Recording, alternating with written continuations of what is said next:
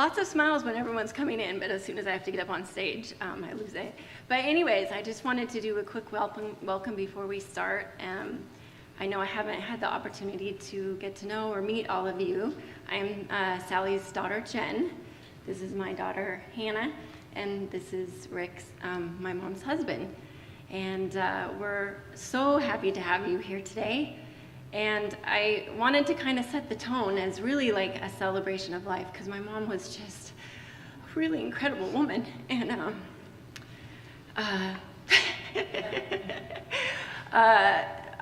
there's definitely going to be tears, but certainly my mom was full of light and love, and I hope that we can all move through this space and be connecting with each other in that light and love. So thank you. Thank you.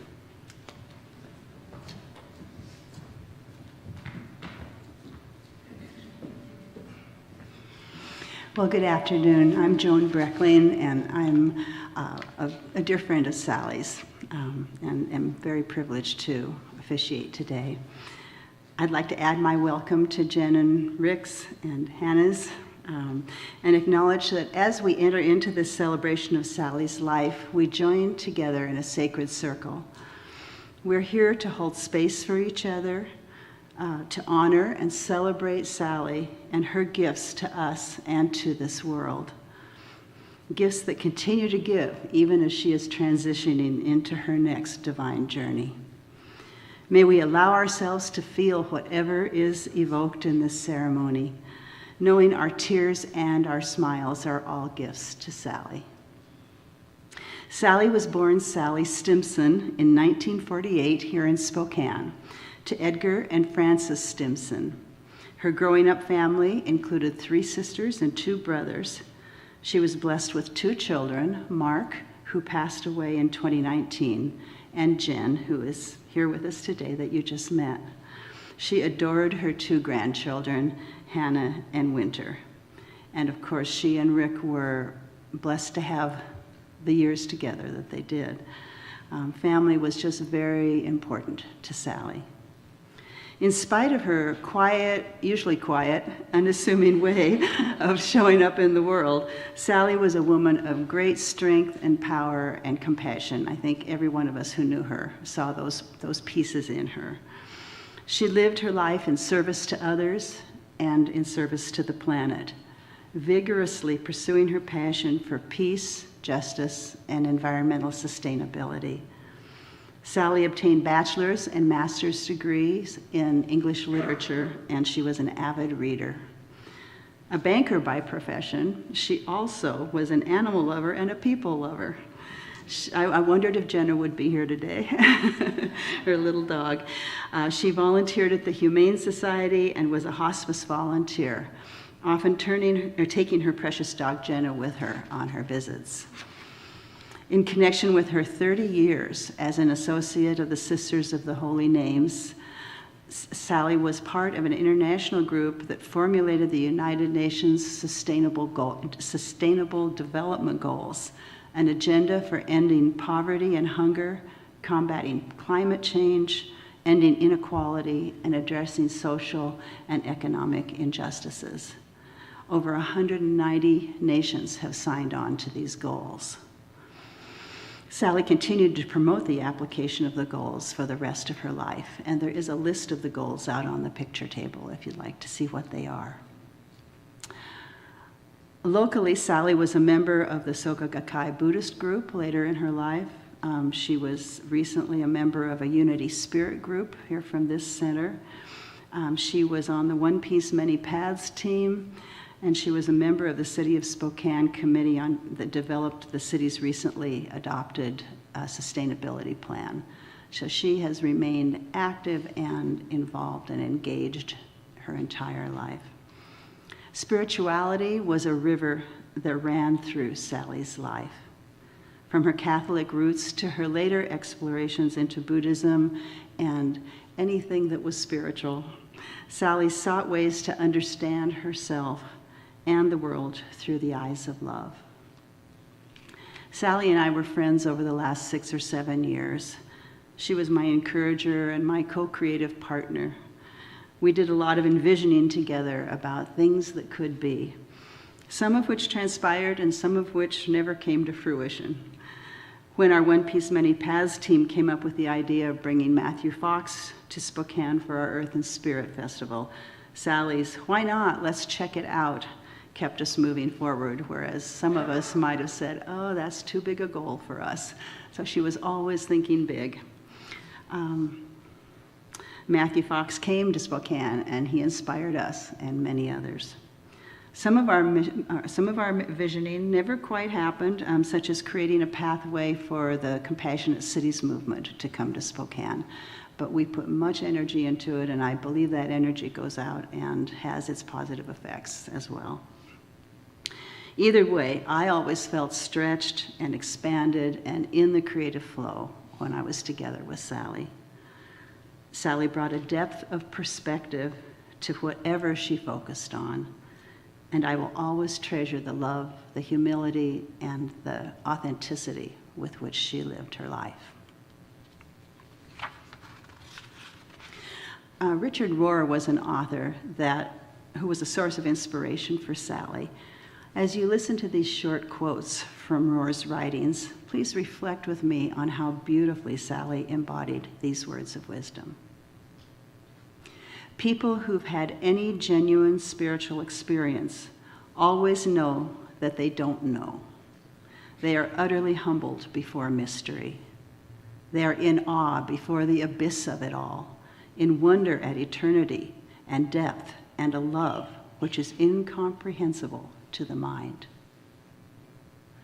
To finally surrender ourselves to healing, we have to have 3 spaces opened up within us, and all at the same time: our opinionated head, our closed down heart, and our defensive and defended body. That is the summary work of spirituality. And it is indeed work. Yes, it is also the work of a power greater than ourselves, and it will lead to a great luminosity and depth of seeing. That is why true faith is one of the most holistic and free actions a human can perform. It leads to such a broad and deep perception that most traditions would just call it light. And finally, faith does not need to push the river, because faith is able to trust that there is a river. The river is flowing, and we are in it. So now please enjoy this slideshow of Sally that's been prepared by her family.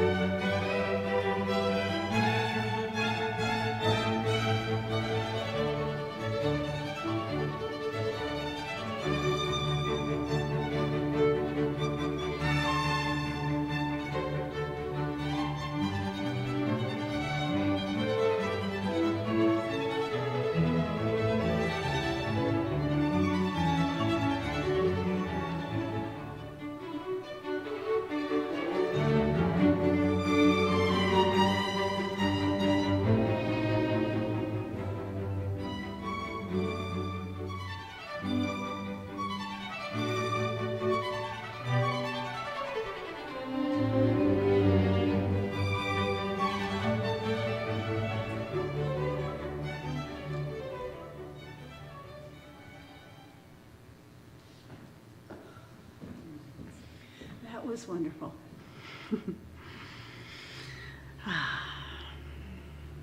Sally highly valued contemplation and silence as an important aspect of her spiritual practice.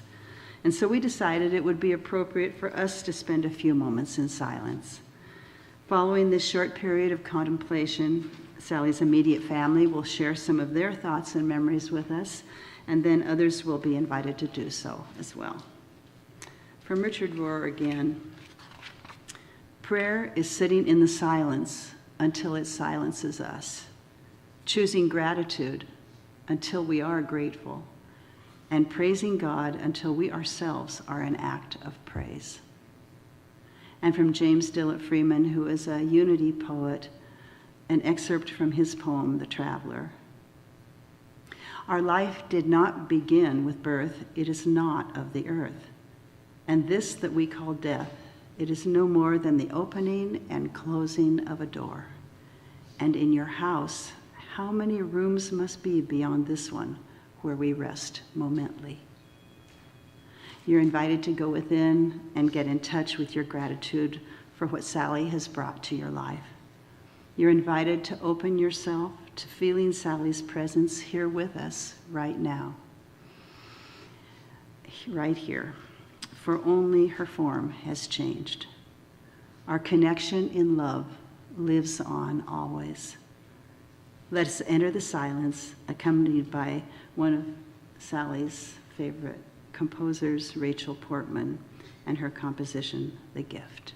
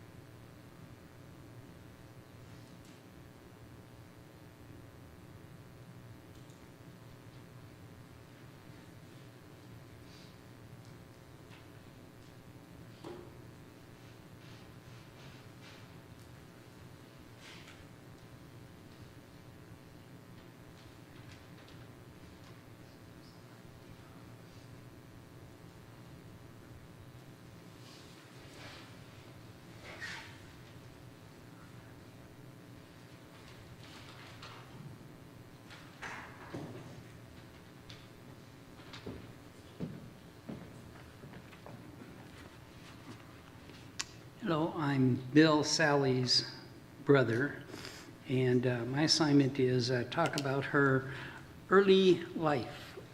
What was Sally like as a little girl? Well,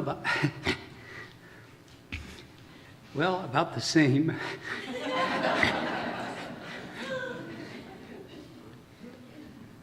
I'll get it together here in a second. But anyway, we were only 20 months apart, so basically we grew up kind of tied together at the ankles, and I figure I have a big role in Sally's future development because I almost never do this, because I taught her tolerance, taught her to be a tolerant person. I don't think we ever fought, except if it would be over like who got the prize in a cereal box. They used to put little prizes in. So we would argue over that, but very soon she'd say, well, okay, if you really want it. You have 3 of them now. You can have that one. I didn't understand her, but she was very quiet, observant. She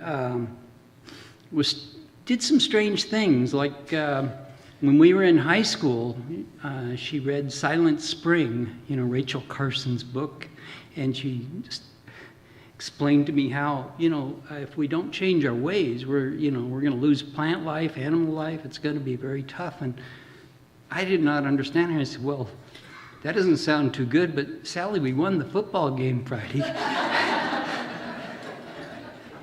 which was my way of looking at the world. And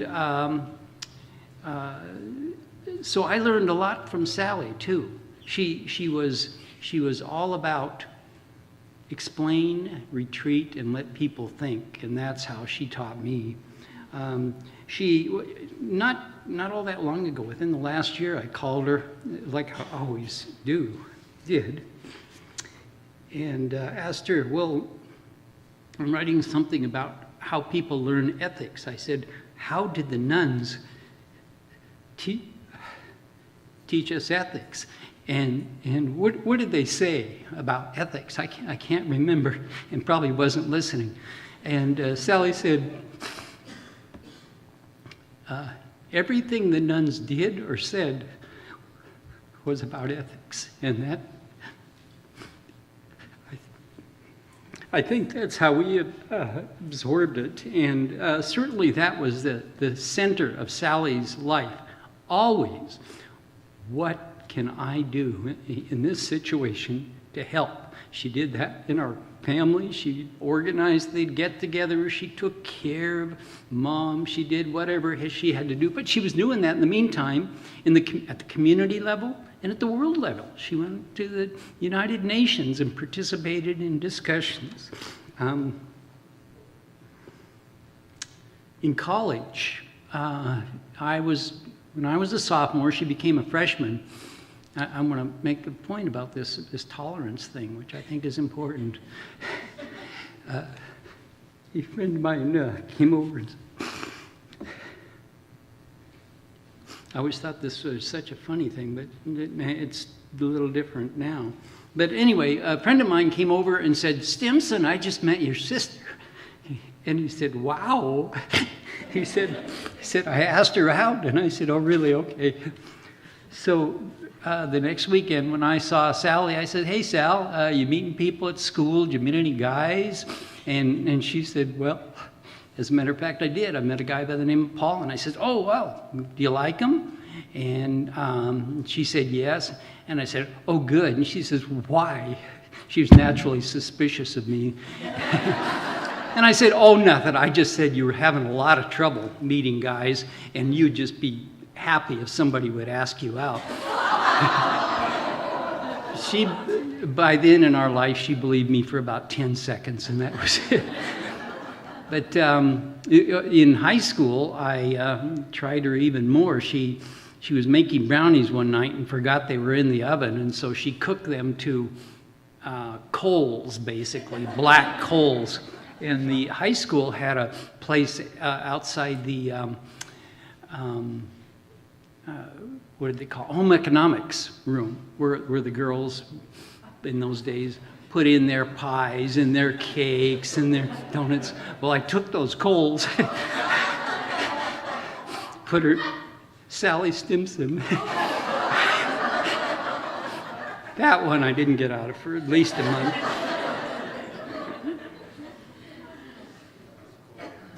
We went to, I was living in Europe for a while, and when I got out of the Army, I had a little savings, so I called her and said I wanted her. All brings back memories. I wanted her to come over, and I would show her around, and I said, "Bring Mom along, and we'll have a wonderful vacation."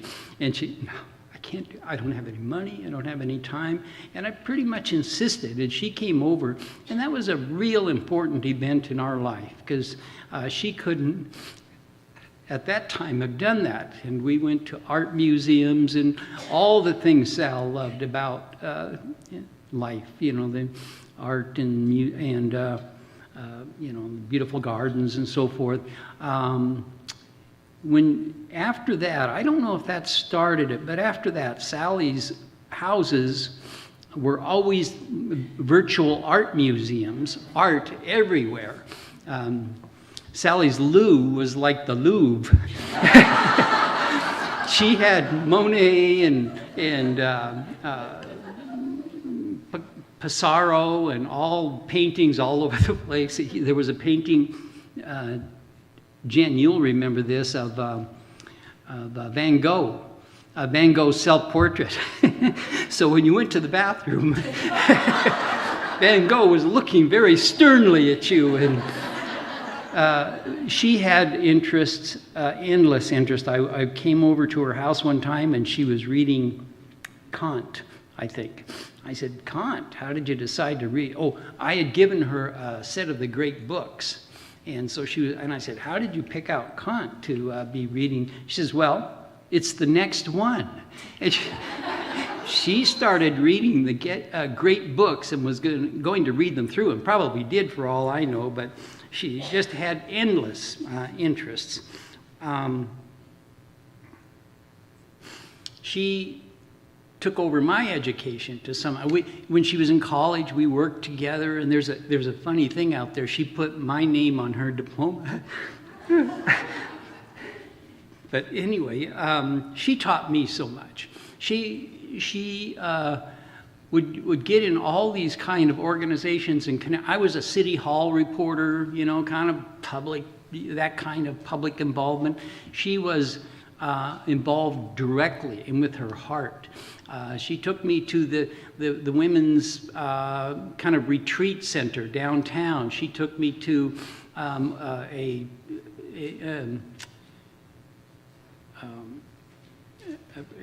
workshop on the sex trade that I never got over. But then she took me to, we had a reading group where I read Up From Slavery by Booker T. Washington that I actually referred to in something I'm writing within the last month. In other words, Sally was educating me all the time she was educating herself. The last time I saw her, I wrote out something so I would make sure that she understood what I was saying, but I said,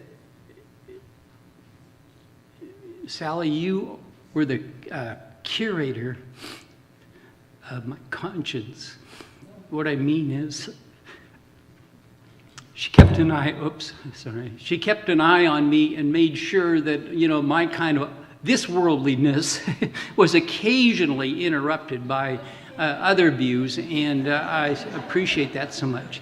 Anyway, that was Sally growing up and first educating herself and then educating me. And she was the perfect sister. So thank you.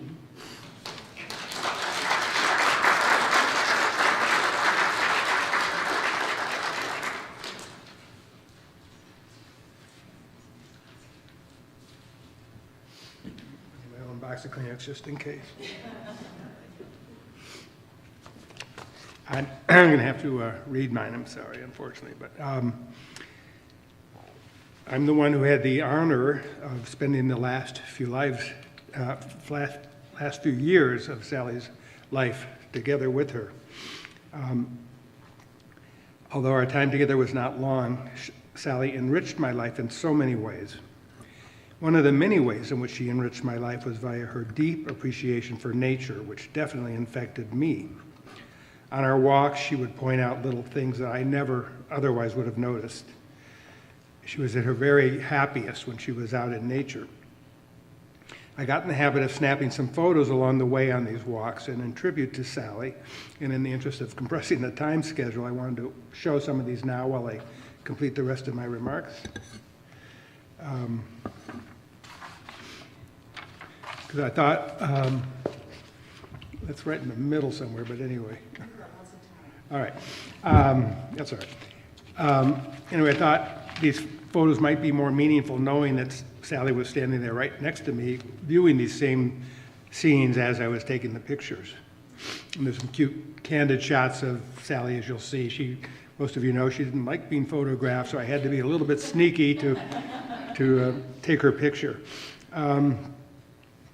Anyway,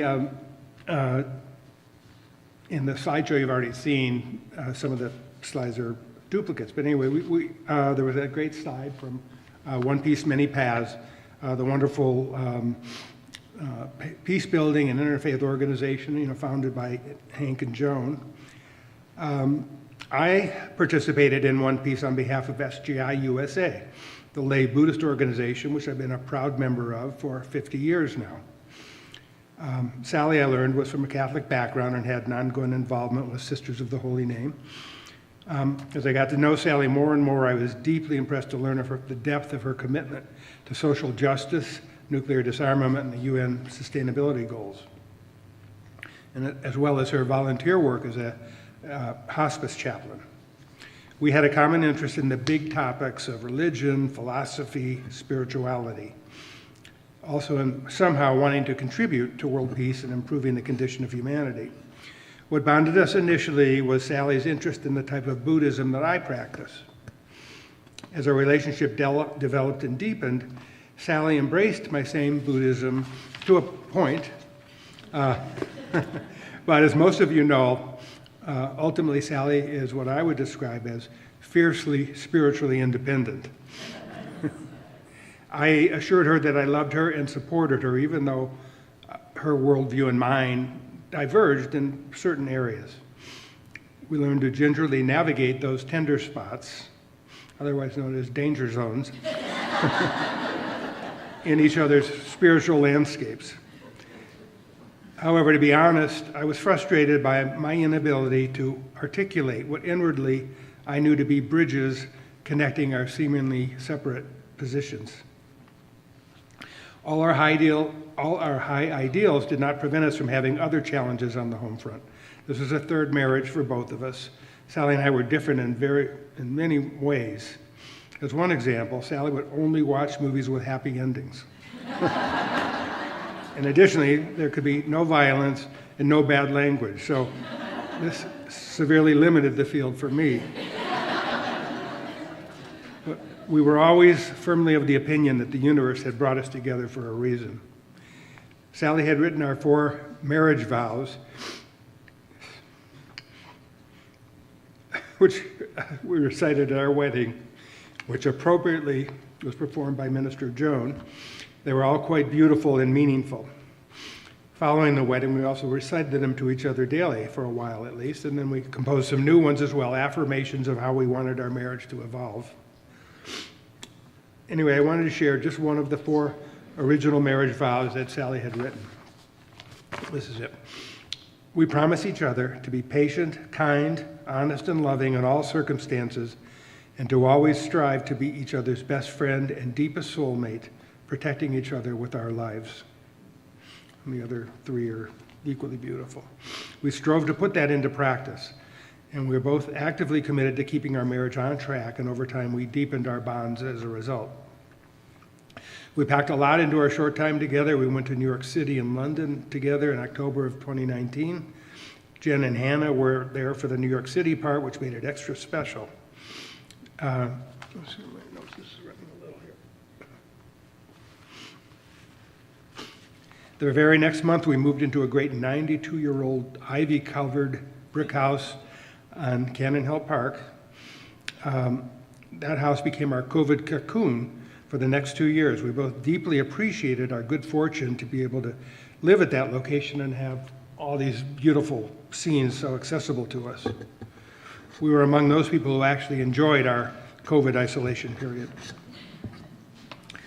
Sally was a great walker. She was typically up well before sunrise and well before me. She so loved the energy of the early morning. With doggy Jenna, she would sometimes hit all three parks in this neighborhood, Comstock, Manitou, and Cannon Hill Park in one circuit in the morning. I usually join them for the afternoon walk. That's when these are taken.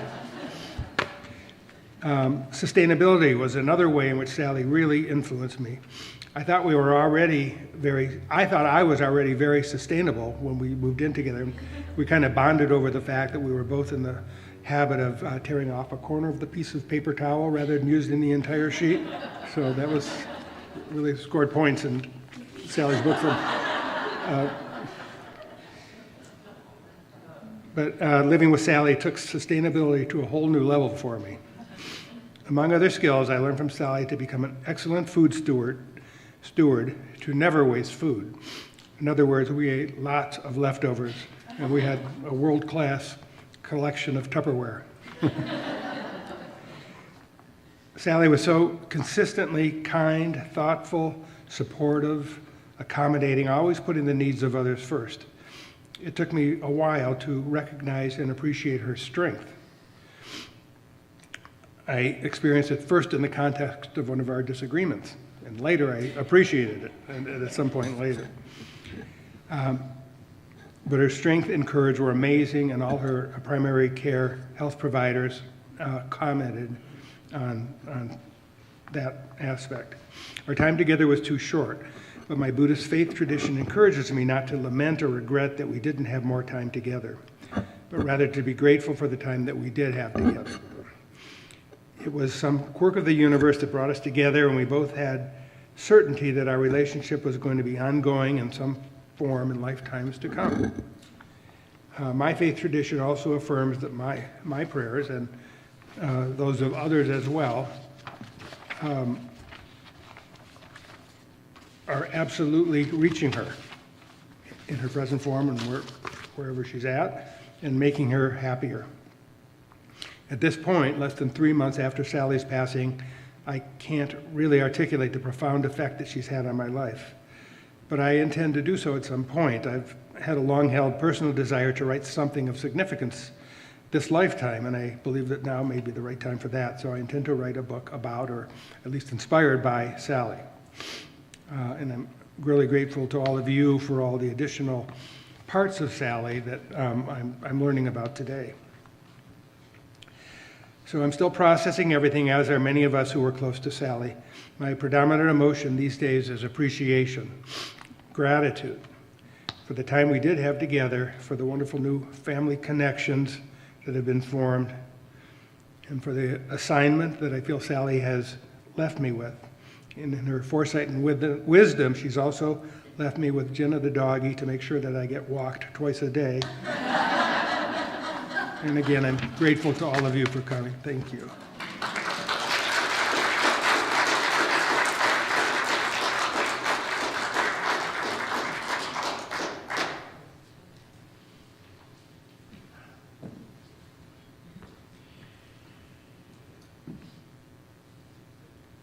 Shining bright. I wanted to say a few things that I forgot when I first came up here too. welcome everyone, and very, very, very special appreciation to Joan. And your sharing of my mother was just gorgeous. But also, she knew my mom well, and she reached out to Rick and I and said, can I organize a memorial? Help you organize a memorial. So huge, huge thanks to her. And I also wanted to thank Tara, who helped, she financed hosting this space so that we could gather together. And let's see, we had one other, Amber put together the beautiful program. So thank you for that. And I didn't get a chance to comment on the slideshow that we did of my mom earlier. You were noticing that I was in a lot of pictures because my mom didn't take pictures. And really her photo roll was mostly all the pictures that I shared with her. And I had thrown in some Mozart because, as my Uncle Bill had mentioned, that Europe trip that she did really was transformational for her. And she had a great admiration of the artists, the writers, the scientists, all the greats that came out of the 16th, 17th, 1800s. And I grew up with Charles Dickens and with Shakespeare and Monet paintings and Rembrandts. And anyways, it's a very rich part of who my mom is, and that's why I had chosen Mozart for that little slideshow. And it was light and happy, and it reminded me of when my mom would be kind of silly, which we did together sometimes. But so anyways, my mom would probably be wagging her finger at us because she hated anyone making a fuss or going an extra mile or putting themselves out, and yet that's what she did every day of her life. And so this is our opportunity to let her be in the limelight and to really thank her for the beautiful life that she shared with us and the beautiful woman that she was. So this one's for you, Mom.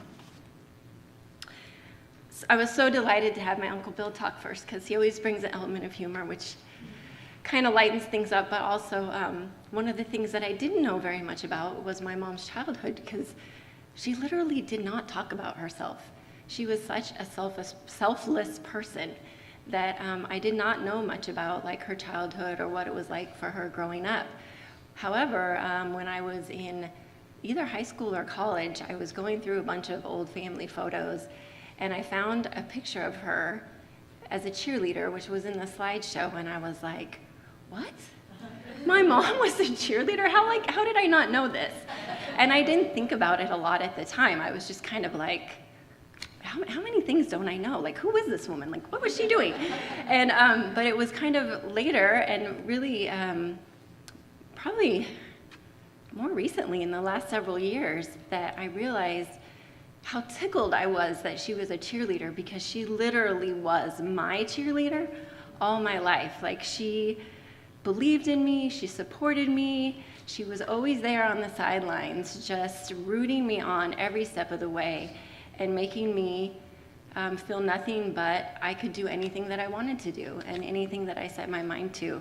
And I know she's still cheering for me, and now I know she has, like, maybe can pull some special strings. So, you know, certainly, even though I didn't get, I just saw that I get to see her in front of me. There's a screen up there too. Even though I didn't get to witness her childhood, I certainly was a witness to her life as I was growing up. And as you've heard from all the things that people have shared, she was very active. And one thing I will share is that she overcame a lot of challenges. My dad was not the easiest man to live with. And she did a remarkable job of navigating what, even in my childhood, I knew was a difficult marriage. And my brother grew up with some mental health issues, and she never strayed from always rising to try and help him, be there for him. She gave him so many opportunities again and again to try new things and to, you know, try and land on his feet, and it was beautiful to see. And I want to acknowledge that my brother did pass away, and him and my mom passed away with a very beautiful relationship. And we haven't we didn't get a chance to celebrate him, so I just wanted to mention that there are some photos of him out along with my mom, and I just felt that was very appropriate. So, so there was many challenges that she overcame. She was an extremely successful banker, like a woman banker back in the days, like an officer back in the days when that was not as common for women. And she dressed to the T, man, with the pantyhose, and she had like full coordinated outfits, purses, shoes. I mean, she was one put together woman. And I remember there was a closet downstairs where she would kind of put things that she wasn't using anymore. And I remember being a little girl and going in that closet and being like, wow, because she just, I don't know, she had style for sure. And I could go on and on, so I'm going to kind of get myself to go a little bit faster here. But, you know, she's a full-time career person. She's raising 2 kids. She got her master's degree in literature. She was in constant pursuit of knowledge, couldn't get enough of books and reading, philosophy, spirituality, science, the intersection of all those things. And constantly challenge herself to grow and to keep her heart open and open to opportunity and open to other people's experiences. And then there's the huge list of things that she was active in. United Way during her banking days, the Sisters of the Holy Name, she worked with them for over 30 years. She was with hospice for 20 years as a chaplain. She volunteered at the Spokane Museum for her love of the arts. She got Jenna certified to go to facilities and to care facilities and visit people.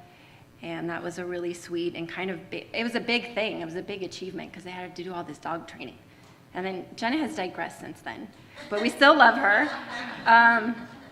And then certainly the Spokane sustainability goals, which got adopted by the city, which I know has already been mentioned.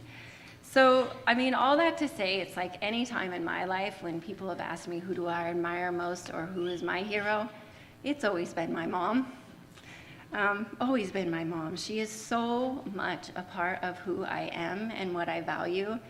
And I had a chance to, Rick and I did a road trip to Spokane, and we went through they had a storage unit together.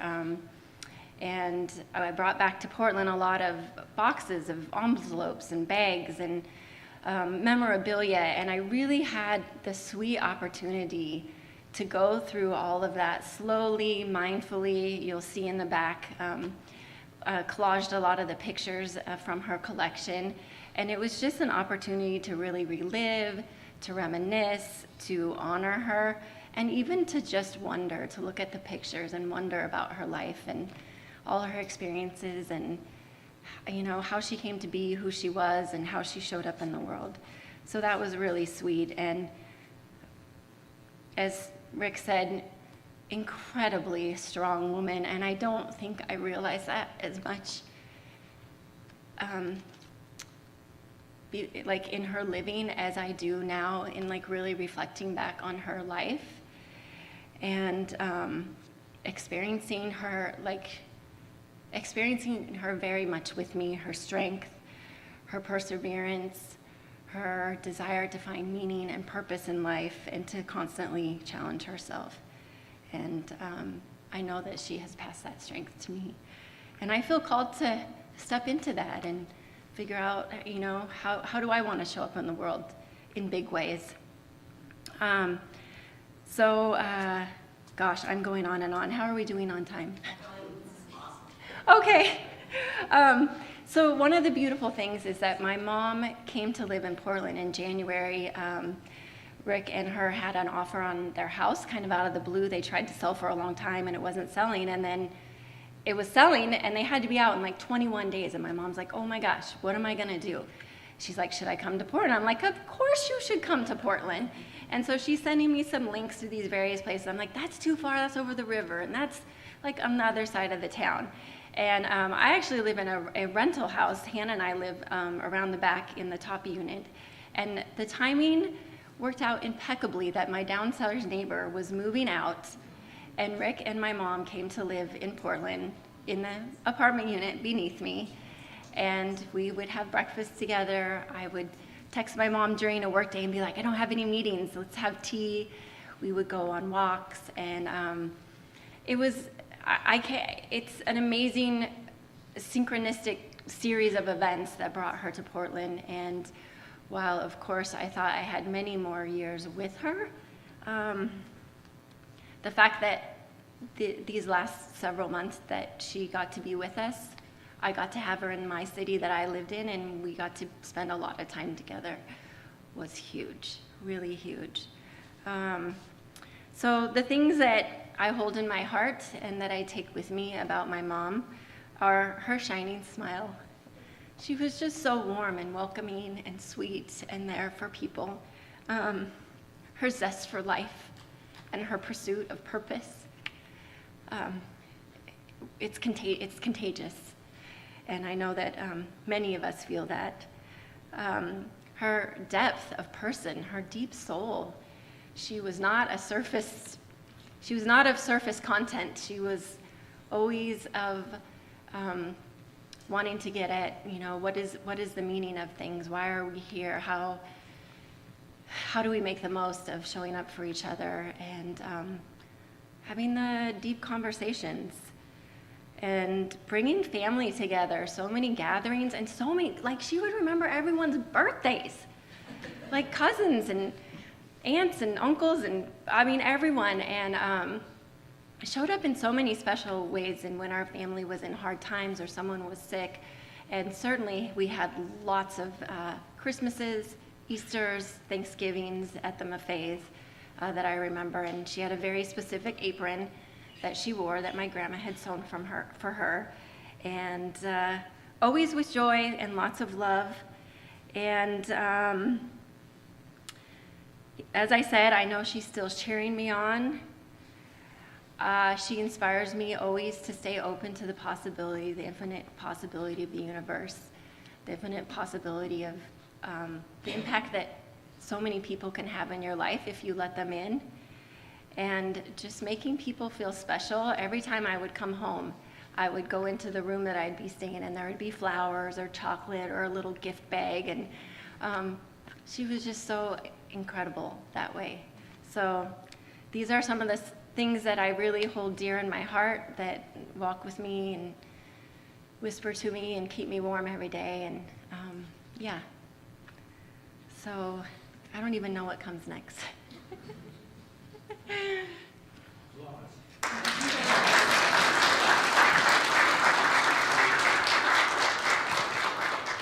So now we would like to invite any of you who would like to share a memory or just a special thought about Sally. And Bill and Hank have microphones that they'll bring to you. Just raise your hand. Hi everybody, my name is Amber, and I was a friend of Sally. We were in spirit group together, and I was shocked when I heard that she had passed away, because if I would have known, I would have told her this, and now she can hear me. I know she can. She was 1 in a million, without a doubt. And two things I will take away from her and that I learned from her is, one, curiosity. She was extremely curious, and in a way she was never a serious adult that you felt like you needed to be careful around. She was an open, warm, curious person who wanted to hear from you. And I always felt enveloped by that warmth, and I just so appreciate it, and I hope I'm like that. As I grow up, I want to be like her. And the other thing that I gained from her is just joy. She is a joyful soul, and I felt that joy in her presence, and I will never forget it, and I'm so grateful for it, and I will, again, continue to try to emulate that in my own life, because it is powerful. So I'm just so thankful for your mom, your sister, and your wife, and your grandma. I mean, she's just a wonderful person and soul that will continue to live with me forever. So thank you.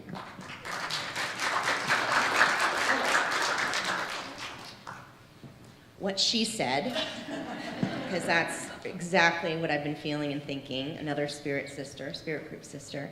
I consider myself so blessed, such a gift that she came into my life, that you brought her into our circle.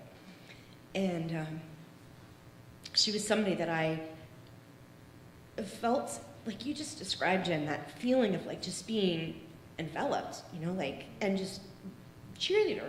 I just felt that I could just do or be anything when she was with me and in her presence. And then I just want to say the book that we studied together that meant so much to me. Well, we studied many, many books, but one of the ones was The Untethered Soul. And that book is just Sally. And then the other one was The True Source of Healing. And it's beautiful about nature and the elements, and that's really Sally too. So I just wanted to put that out. I think if she was here, she'd say, y'all need to read those two books. She might not say y'all.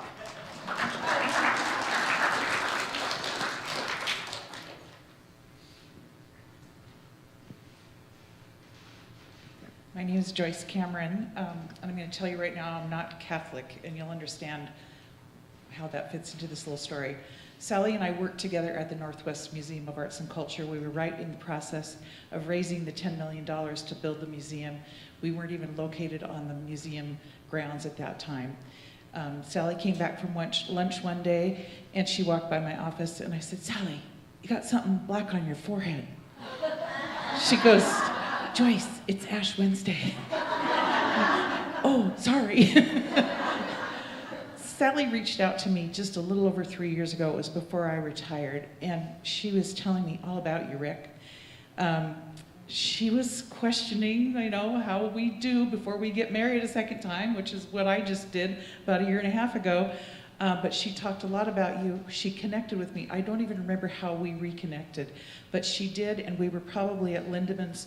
Lindemann's was still open for about 2.5 hours, just talking and reminiscing about everything in life, and it was just so great. I gave her the biggest hug when we left, and that was the last time I saw her, but she always stays in my heart as well. Thank you.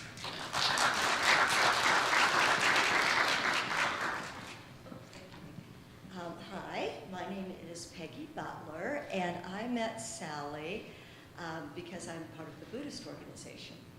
And one of our other members, Mary Kay, and I were talking about our mentor is Daisaku Ikeda. And Sally had such a deep connection and understanding of Daisaku Ikeda. And I practiced almost 50 years. Rick's practiced 50 years, Mary Kay and Rick 50 years, my husband 50 years, all of us here, many, many years. And her sincerity toward President Ikeda and his writings, and the depth of her study that Rick was showing me what she was studying recently, and all the little and studying like a scholar, just so deep. And it really inspired us to treasure our mentor more and really study more deeply. Really inspired us to have a fresh attitude in our own practice. And she'd only practiced 3 years, right? So, but she was such an amazing human being that naturally she just really understood deeply, you know, what we were doing. So, anyway, thank you. And I'll always treasure her.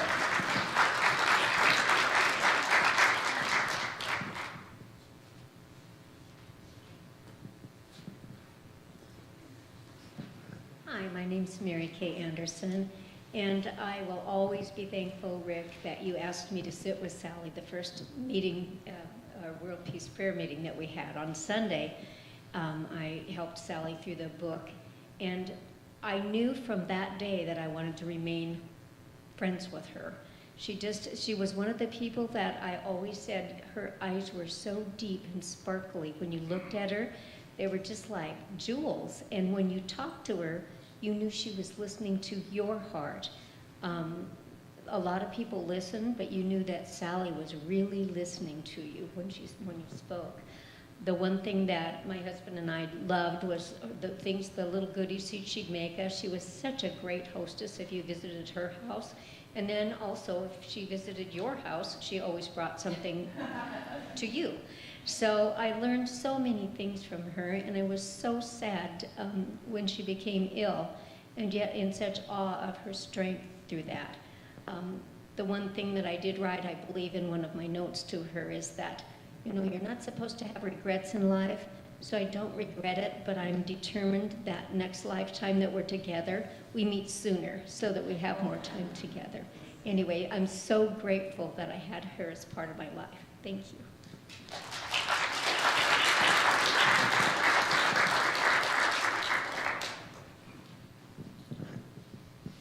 My name is Roger Peven. Ricky and I have been friends since 1957. And there are 3 others in that group that we've stayed together that many years. We just came back from our annual retreat in Orcas Island yesterday. And friends of that age can be harsh critics. But what I wanted to say is thank you, Sally, for how happy you made my best friend.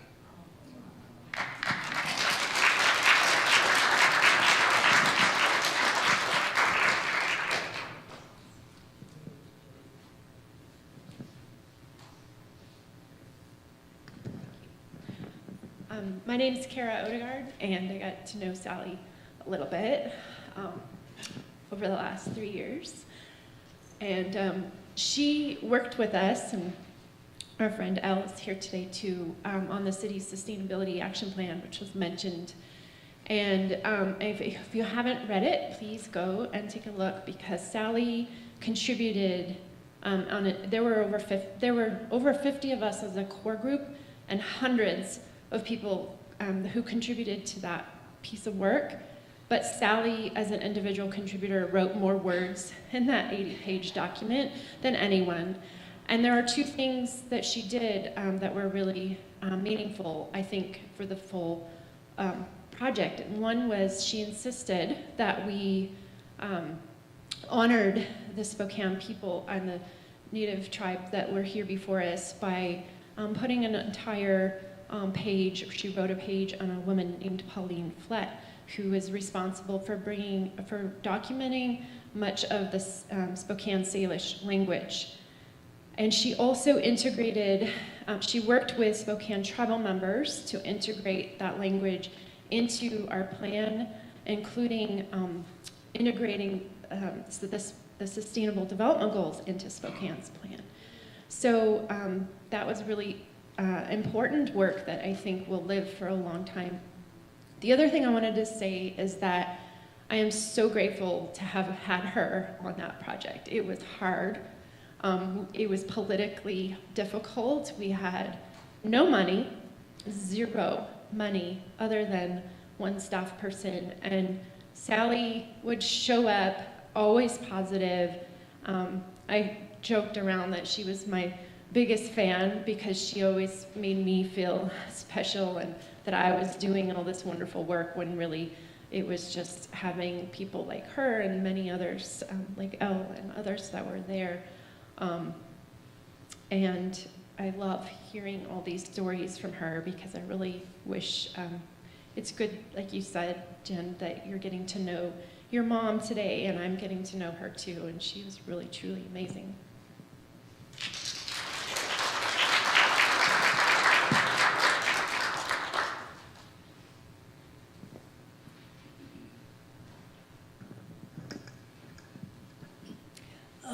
I'm Betty McClellan, a sister of the Holy Names that you've heard about this afternoon.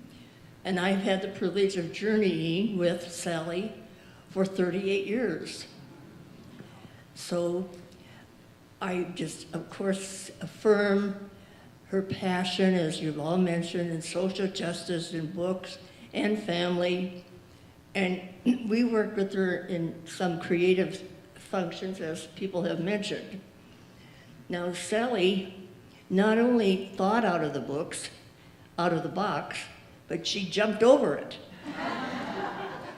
And we are pretty kind of conservative and, you know, go slowly, and at any rate, her creativity would just blossom, and all of these ideas would come, and we're looking at each other and saying, how do we tether this? How do we manage this?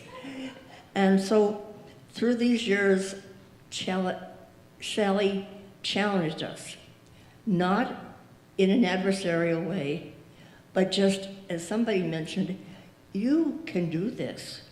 Yes, this is possible. And for me personally, she did that. All of a sudden, I'd be doing something and I'd think, how did I get here? And it was because, oh, you can do this, Betty. Okay, well, just sign you up for this. So anyway, I consider it a special gift in my life to have known and been loved by Sally. Thank you.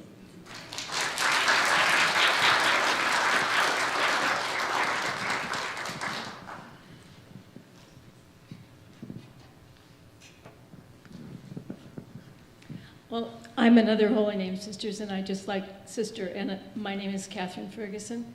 I just like to share two things about Sally. For a while, I was the coordinator of a non-governmental organization that did advocacy work at the United Nations. Now, several of you have mentioned the United Nations, and I think probably through that connection is where Sally first got her connection to the Sustainable Development Goals, which were, as you all know, one of the passions of her life. As they got developed, got redeveloped 15 years after the first ones. And I remember that I was finishing my term as the coordinator, and Sally called me and she said, do you think that I could be the director from Spokane? And I have to say, I really didn't encourage her for that because I didn't see how she could possibly do it, but she certainly had the passion and the energy for it, and that she was always one of our biggest supporters and most active advocates on the home front for that. The other thing I'd like to share is that we have in our community for kind of an ad hoc sort of structure called a cluster group. And some people belong to cluster groups and other people don't. But the groups are like book clubs, study clubs, prayer groups. And Sally was not in one for quite some time, and she kept kind of encouraging us, shall I say, to form one. So when I came back from my stint in New York at the United Nations, there were about 4 or 5 of us that were in the same boat. And so we were in a cluster group with Sally for a short period of time until she went, well, sorry, that's my phone. I use bird calls, and it's a kookaburra just in case. So she really encouraged us for that, and then we read books together, prayed together, and it was a wonderful gift that we had from Sally.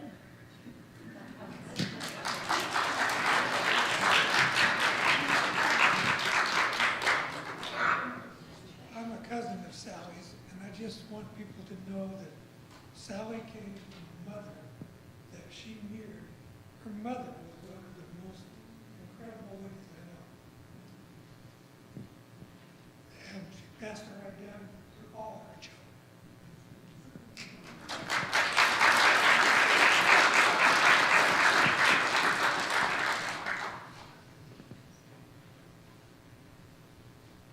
This is like going to an auction. They get these little kind of things like, yeah, I'll do it. My name's Jim, and Sally was a part of our hospice book club for many years. We just loved Sally, and we missed her when she left.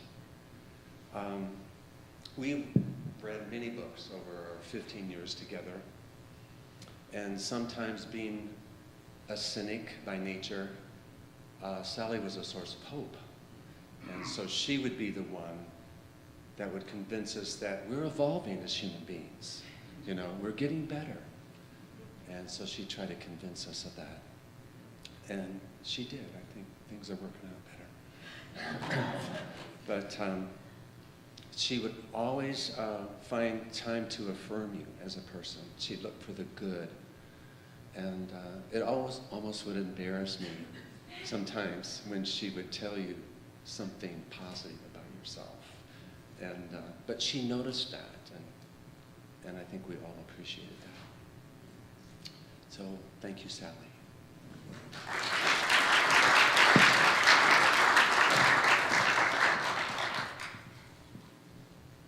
Anybody else? Oh, sorry, didn't see you.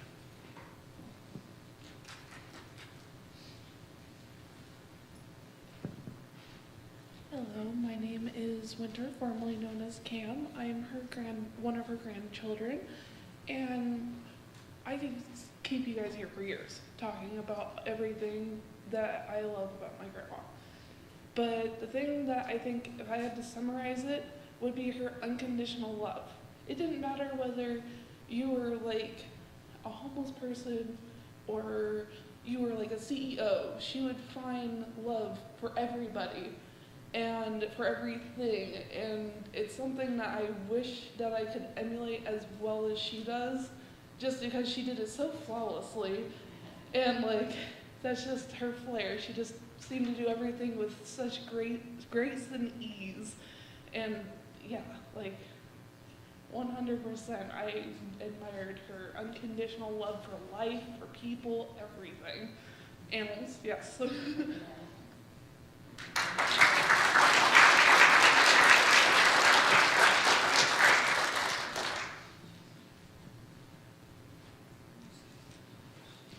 Well, I'd like to close this out by sharing a few remembrances.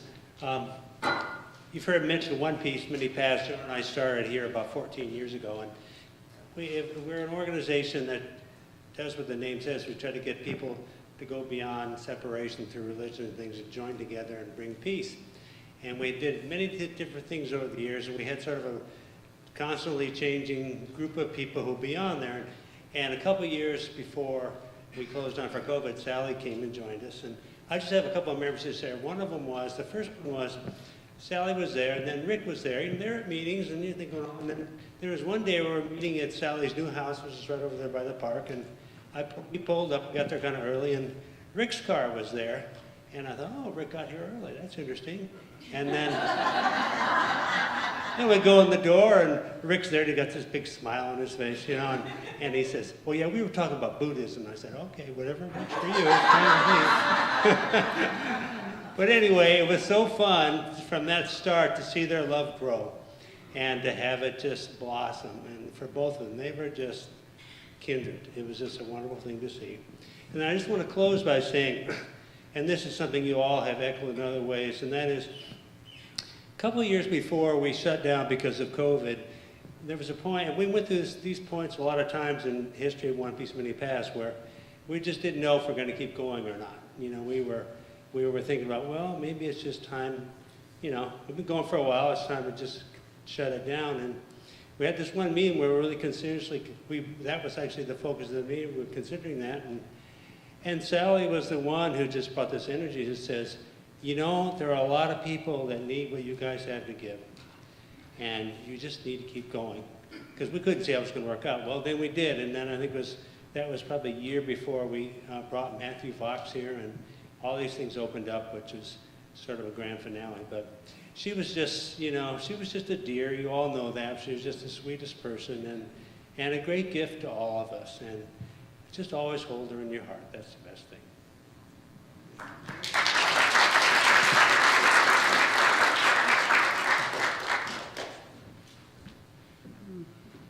What wonderful sharing. Thank you so much to each of you who shared, and I know that each of you, everybody here is holding those memories and those feelings and those experiences from being with Sally. And even if you didn't know her well, I imagine you feel like you know her now. So we come to the closing of this celebration of the precious life of Sally Stimson Duffy Colman. May we release our thoughts of Sally as one limited to her physical form, and rejoice in the completion of her cycle on earth. It is our blessed opportunity today to re-envision Sally as a living soul of divine light, continuing on her pathway of eternal life and ever-expanding love. I'd like to share a poem that may be familiar to you. I'm Standing Upon the Seashore by Henry Van Dyke. I am standing upon the seashore. A ship at my side spreads her white sails to the morning breeze. Excuse me. And starts for the blue ocean. She is an object of beauty and strength.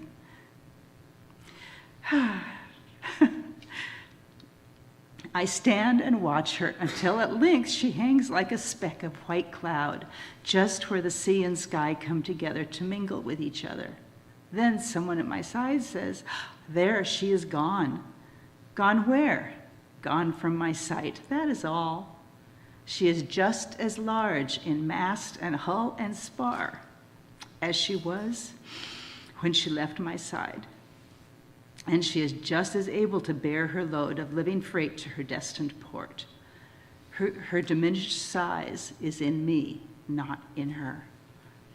And just at the moment when someone at my side says, "There, she is gone," there are other eyes watching her coming, and other voices ready to take up the glad shout, "Here she comes," and that is dying.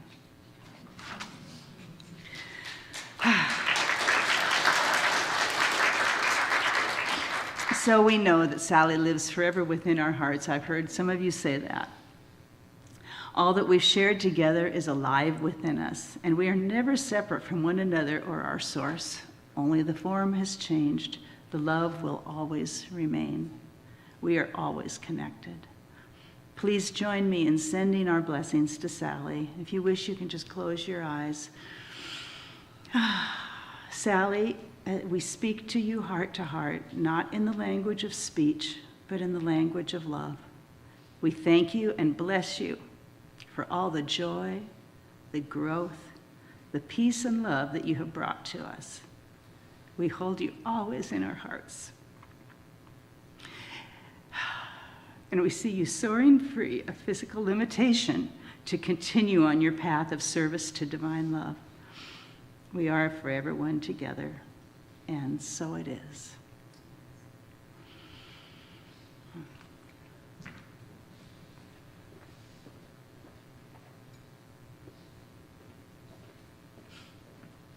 So I invite each of you to join the family for refreshments and conversation, to join each other. Sally's Spirit Group has provided roses for you to take home today as a token of Sally's love for you. So please take one at the front door when you leave for home. Thank you. And refreshments will be right over here in the fellowship area. Thank you very much.